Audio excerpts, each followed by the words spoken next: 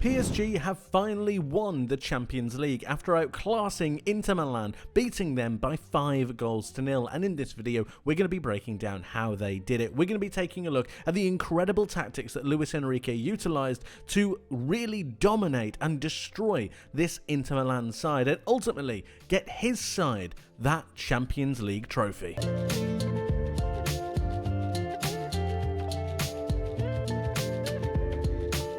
PSG completely dominated Inter Milan for the entirety of the 90 minutes, but if we take a moment to think about how they did it, look a little bit deeper, a lot of things start to come to the forefront.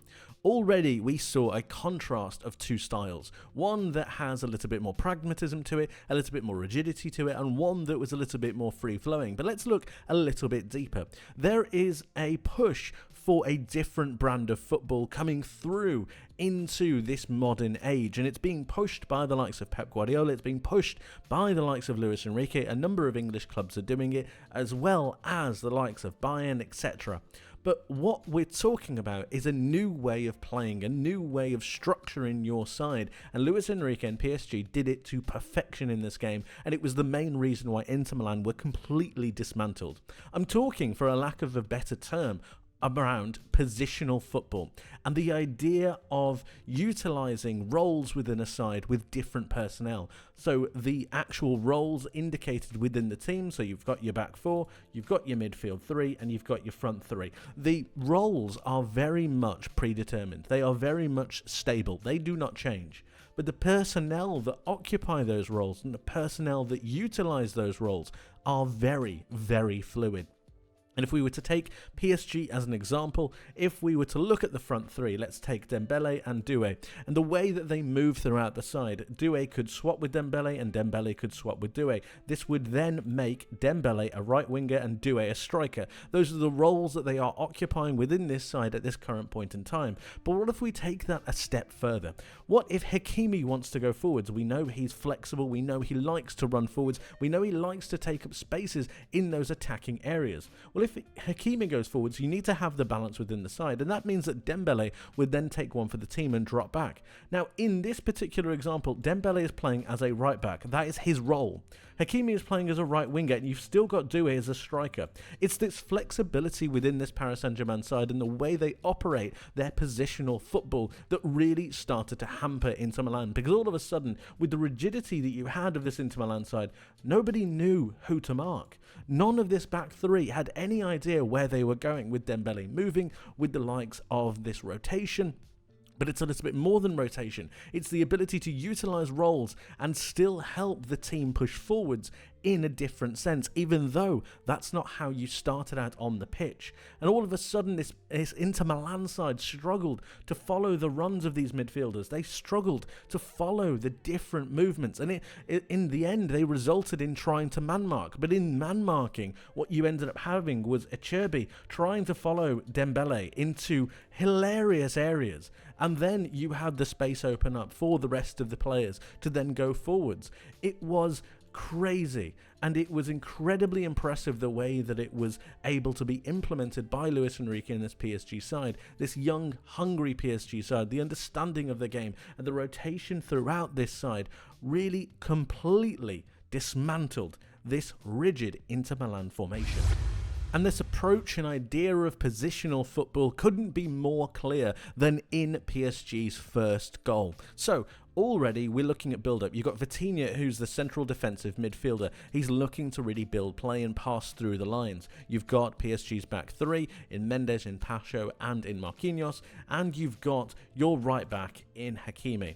Already these roles are established. You've got your other two midfielders in Joao Neves and in Fabian Ruiz, and you've got your forward line. You've got Kvaratskhelia here, you've got Doué, who's in that striker role, still occupying that positional switch, and you've got Dembele out on this right-hand side, just out of your picture.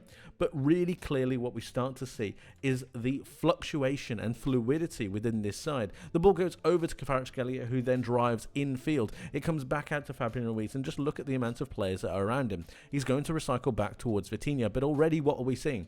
Notice this movement here from Hakimi. Everyone talks about Dewey in this situation, and he's doing an absolute wonder to be able to create this goal. But we need to understand what Hakimi is doing. He's moving into this more central area. He's moving into an attacking situation, and already you're having this switch. So what you've got is Hakimi becoming the right winger, and you've got Dembele naturally just becoming that right back. Now, it might sound silly, it might sound crazy, but what's actually happening is the rotation of those players and the fluidity within this side. So as this goes forwards, you've then got the rotation backwards towards Vitinha, and you've got now Hakimi in that more advanced role. Dembele giving him an option to then run round as a right back would give an overlap. And it's this level of positional change that really starts to destroy this Inter Milan side. Now you're talking about the run from Dewey. Now you're talking about that real good pass infield, inside from Vitinha, the breaking of lines. You've got that brilliant run from Dewey here, but again, notice the positioning of Hakimi, the right winger, coming inside. You've also got Dembele out on that far side as the right back. Again, notice these positions. The changing within these players is incredibly good. Dewey receives that pass, turns in an instant, and has the composure within himself to pick up his head and find one of his teammates. Two of them are lined up in a 2v1 against Dimarco. It's obviously being played offside by Dimarco, or being played onside by Dimarco, I should say, and it's absolutely sensational the way he's able to pick his head up and find his teammate. He finds Hakimi in fantastic fashion, but again, people are questioning why Hakimi is there. He's meant to be there. It's that kind of rotation. It's the understanding of the game on a different level that this PSG side have been able to operate with. They get the goal, and it's absolutely fantastic. PSG were just as impressive defensively, opting for an incredibly aggressive press, throttling this Inter Milan side and preventing them from having any kind of space or any kind of time to be able to pick a pass. They did this through the way they pressed forwards onto Inter Milan's back line, Inter really splitting to try and get those angles, to try and get those passing lanes, almost looking like a back four with Pavard going onto the right-hand side. Dimarco has that left side, and then you've got the two other centre-backs in Acerbi and Bastoni looking to split between Sommer being that pivot to be able to play the ball through. But what they did so well, PSG, is really pin themselves onto these players, adopt that man-marking system, and it prevented any kind of space in that back four from being able to receive a pass. They combined this with that press in the centre of the park.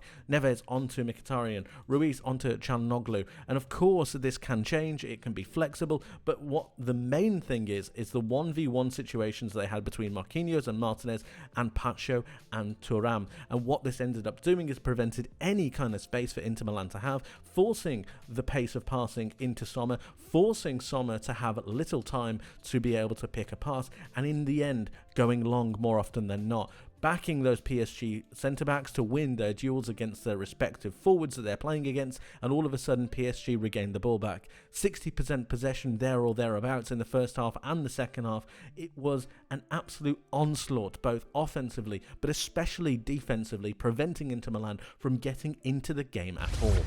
PSG's positional football and fluidity of play was evident throughout the entire match, and it created so many question marks for this Inter Milan defensive side. Due to Inter Milan's rigidity in the way that they defended, it prevented them from being flexible enough to deal with that fluid progression that PSG had. It left Dimarco in almost no man's land a lot of the time, wondering whether he should follow Doué or whether he should follow Hakimi. He opted for a more defensive approach, but that gave Hakimi so much time and space to be able to work with the ball, but it also gave PSG a massive out. So if Inter Milan ever wanted to try to press one side, PSG always had an out ball towards the other side of the pitch in Hakimi. It was this fluctuation and real rotational play that prevented Inter Milan from being able to get any kind of defensive foothold within the game. And then you had the other impact from Ousmane Dembele dropping into these pockets of spaces to try and help overload that central area. It meant that Inter Milan always were at a disadvantage,